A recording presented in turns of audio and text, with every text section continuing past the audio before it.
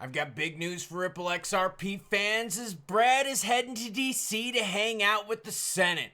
Means we gotta talk XRP price because we're getting close to that 230 zone.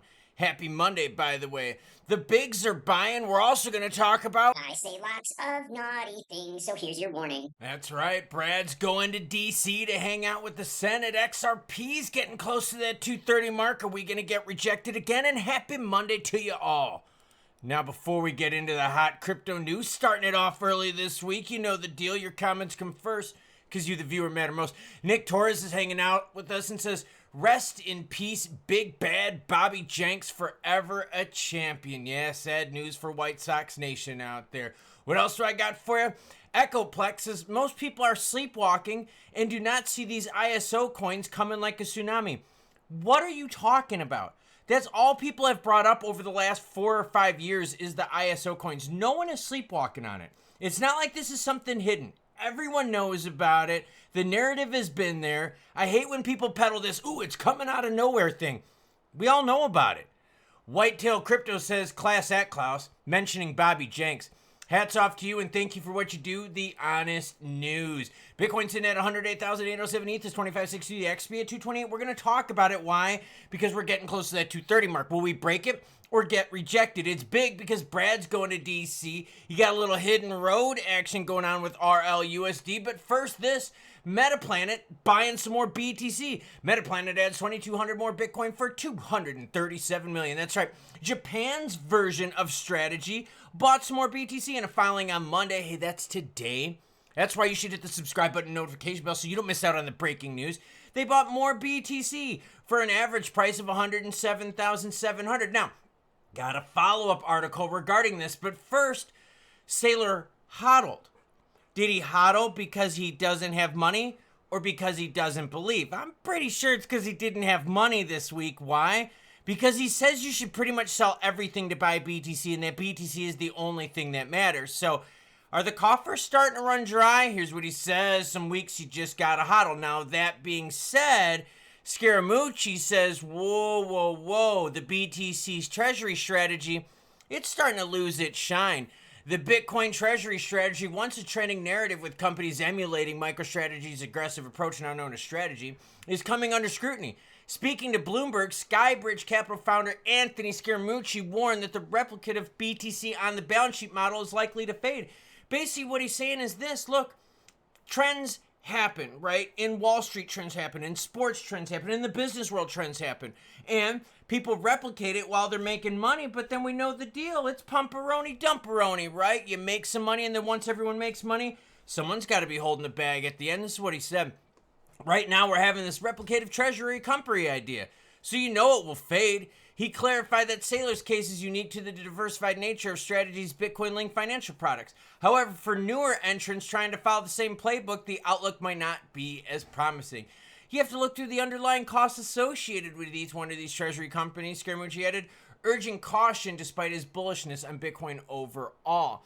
I'm bringing this up because you are seeing bigs buy. You're seeing bigs hodl. You're also seeing new companies get into BTC, but you're seeing them get into BTC at big prices. So, bubble bursting, things we got to look out for? I would say so. Now, Eleanor Tourette brought some news for us and said, hey, the House Ways and Means Oversight Committee will hold a hearing on Wednesday called Making America the Crypto Capital of the World. This was on July 6th. Breaking news, guess what? Later that day, it was canceled. Why? Because the House is going to be off that week. Update, the House is out of session this week, so the hearing will be rescheduled. So why the fuck did the House schedule something on July 9th only to know that they're going to be out of session that week? That just shows you that the House has no freaking clue what they're doing. Now let's get into bigger news. We're going to go to the House, to the Senate, where this man right here, Brad Garlinghouse, and I got to admit, I like his suits. Whoever his tailor is, he's doing a really good job. Just throwing it out there. U.S. Senate to feature Ripple CEO on a hearing on crypto market structure. That's right. The Senate Banking Committee has scheduled a full committee hearing on the proposed market structure legislation for next week. This legislation aims to resolve the long-standing regulatory confusion in the cryptocurrency market by specifying the conditions that determine which token qualifies as a security or a commodity. See, that's big. Reason this is important. The reason, okay, here, let's zoom out just so this makes sense. Then we're going to get into some nuts and bolts and what the hearing is all about. Oh, and by the way, this is all linked in the description below. They're going to have a live stream of this. I'll think about doing a live stream on it. We'll see if it's good, if it fits the schedule. But either way, okay, this is why it's important. Number one, why is the SEC and CFTC fighting for whether crypto is a security or commodity? Because whoever gets to regulate crypto gets a lot of money for their respective division, right? If the SEC gets to regulate it, they get to hire a shit ton of new people because it's a big business, right? It's a big thing. So they, instead of having to cut jobs, they get to now expand their government reach. We've seen lately what? Players go, oh, crypto's a commodity. Well, then that would mean the CFTC would get to hire more people instead of cut costs. Because what have we seen? A lot of pressure on the government to cut costs. So this is all about control and about power. That's why Gensler wanted to regulate crypto. Because if he did, he could ask for shit tons of more money and he could have gotten, yes, a bigger government entity. Now, that being said, we still don't know what's a security. We still don't know what's a commodity. All we've got are what, everyone? Executive orders. Less than 2 weeks after its introduction, the Senate Banking Committee has scheduled a full committee hearing. And guess what? Garlinghouse will appear as a witness. That's right. From Wall Street to Web3, building tomorrow's digital assets market. This will be happening on Wednesday, July 9th. Now, this is the Senate at 10 a.m. Eastern time. They will be live streaming this on YouTube. I will have this link down below. So even if I cannot cover this, I do have a really busy week this week, okay? If I cannot cover it live, I will at least have this link for you to be able to watch it. But I'll let you know if I can figure out a way to live stream this one, because this might be like a really, really long hearing, okay? This is what they said. The Committee on Banking, Housing, and Urban Affairs will meet in an open session hybrid format to conduct a hearing entitled From Wall Street to Web3. The witnesses will include the Honorable Summer Mercinger, CEO, Blockchain Association, Mr. Jonathan Levin, CEO, Chain Analysis, Mr. Dan Robinson, General Partner, Paradigm, and Mr. Brad Garlinghouse, CEO of Ripple. There you go. Got it there. There's no other information yet regarding this hearing, so as it comes to fruition, I will yield that, Fritz, to you. Now, overall, the crypto market is seeing a little bit more healthier action with the altcoins. Right now, sitting at 28 out of 100. Fear and Greed's right now at neutral at 52. Overall, we are trending somewhat green with, yes, BTC leading the way. Volume overall for the crypto market, up 42%. I told you the weekend was going to be a snooze fest volume-wise. Why? Because we had the holiday. What we have seen is ever since the BTC ETFs have taken the effect of the market has followed what? The schedule and the flow of the U.S. traditional market. So if you're looking for those low volume days, you just got to see, when does the United States market close? Los Estados Unidos Mercado. Yeah, when it's closed, crypto markets slow down. Now let's zoom into XRP, where right now the volume is starting to pick up as well, 42% to 2.5 billion. Ah, damn. We started running up early this morning up to that 230 mark, but we got rejected. It seems to me that the bots don't want us past 230. Let's go to those candlesticks and see what they tell us. We're going to go to the 15-minute variant, and there you go. Clear as day again. You got 4 candlesticks in a row right around that 230, 229 mark. The high candlestick on this one being 229.78. Zoom out a little bit and you can see exactly what we're talking about. 230 rejection, 230 rejection. Go over here and what do we got? 230 rejection. Scroll a little more left. 230 rejection. Yep, rinse and repeat. Repete, see vous play. That's the thing that's happening with XRP right now. Now, the good news is this, though. It's not like we're pushing down and repeating that movement. No, we're constantly pushing up. That's a good bullish sign right there. We've got a lot of support north of $2. And in fact, what's really cool about that is when we hit that $2 mark, we bounce right back up and then we start pushing those higher ceiling marks. So again, 230 is the obvious short-term ceiling.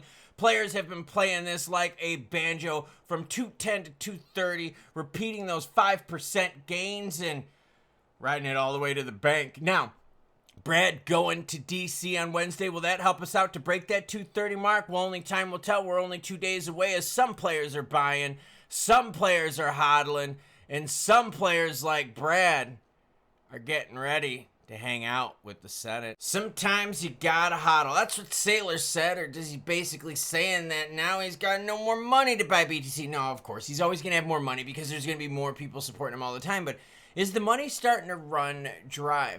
And is that strategy, like what I did there, starting to run dry as well? You can only replicate, I can't talk this morning. You can only replicate the same success so many times.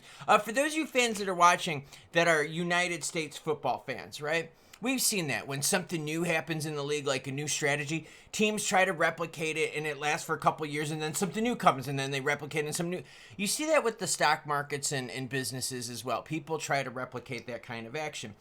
Now, that being said, I think we got some time still, okay? But the players that are getting into BTC now, right, like the new players where their averages are above 105,000, yo, you don't have much room below you for safety net, right? And that's a big thing that we have to discuss because a lot of those companies that are getting into the BTC strategies, do they have the cash reserves to weather these storms? Because that's what it's about, right? When you're a big company, you need to have cash to weather storms, okay? And if all of a sudden your BTC is down for 3 months, 6 months, we have an extended bear season, because think, zoom out and just be fair, okay? I know a lot of us are altcoin fans. BTC has been strong for a while, but if we have like a 3-6 month, year-long period where BTC kind of sucks and stays low for a while, a lot of companies don't have the cash and they're going to have to sell that BTC. And that means a lot of companies that bought in at above 100,000 would be pressured to sell. Direct pressure, you get my point, right? It could push everything else down. So we just got to kind of keep that in mind, that a lot of these companies, they don't have the big chunks of cash to weather the storm. That being said, price-wise for XRP, we've been stuck, man. We see 230 all of a sudden. No. 230. No. And we just keep getting slapped back and back and back again. But it's better than us going, let's go down to $2. And then, you see what I mean? Like, yeah, I would rather be working our way on up than working our way on down. Wednesday the 9th, Brad is going to be hanging out with the Senate. That's going to be kind of cool. I'll see what I can do about a live stream. Like I said, I've got a really, really busy week personally at home. You know, mi casa is a little bit busy this week. I'll see what I can do, and I will let y'all know if I'm able to come up with a live stream. Like I said, if not, it's all linked in the description down below. Other than that, next 2 weeks, including this one, are going to be big, right? Next week is crypto week. You're going to hear from the House if they're able to pass any of these bills cleanly. Like I said, the Senate's got their hearings this week. A lot of action, everyone. So stay tuned because maybe things will be heating up in the summer. Maybe, just maybe, it'll go from BTC dominance to altcoin dominance and we'll have our time. But the narrative that people are sleeping on ISO stuff, that narrative has been around for years. I don't think anyone's sleeping on it, so come up with a new narrative. Choo-choo what? Choo-choo piss nachos. Bobby Jenks.